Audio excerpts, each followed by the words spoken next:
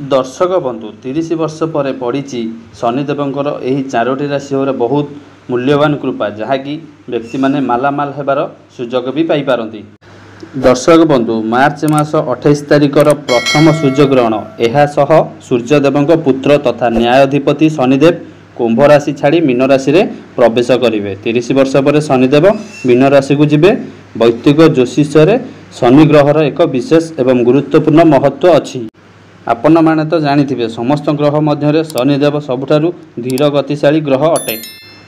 शनि भ्रमण किछि राशि उपरे सकारात्मक प्रभाव पकई थाए एवं किछि राशि उपरे नकारात्मक प्रभाव पकई थाए। आसंतु देखिबा सेही चारोटी राशिर विषय रे।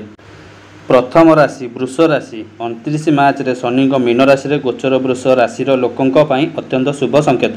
वृष राशिर लोक माने 2.5 वर्ष पर शनि भ्रमण सर्वाधिक लाभ पाइबे।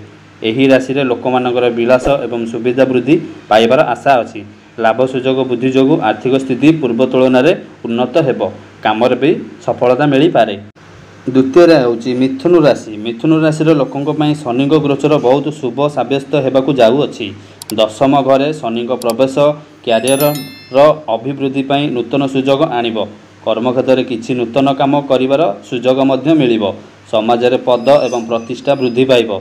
चाकरी रे एक बड़ पदवी एवं बड़ दायित्व मिलिबार आशा रही। जीवन में सकारात्मक परिवर्तन देखा जिबार संभावना रही।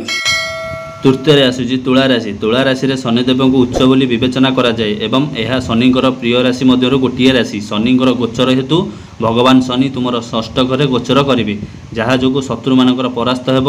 आईनगत विवाद विजयी हेबे। चाकरी करथिबा लोकन पई उन्नतिर शुभ संकेत अछि। एही राशि रो लोक माने सेमानक क्यारियर भल अभिवृद्धि पाई पारंती। चतुर्थ राशि कन्या राशि। आपण 21 वर्ष पर्यंत शनिदेव कृपारू भाग्यशाली रहिबे। बहुत धन लाभर जोग रही। आपण घर को खुशीर आगमन होगाकू जाऊँगी। आर्थिक स्थिति आपणकर मजबूत हेब। आपण को धन लाभर हेबा सह पुराणा बंधु भेट मिलिब। नुआ जगह बाड़ी जानवाहन एवं अलंकार मान किनि पारंती।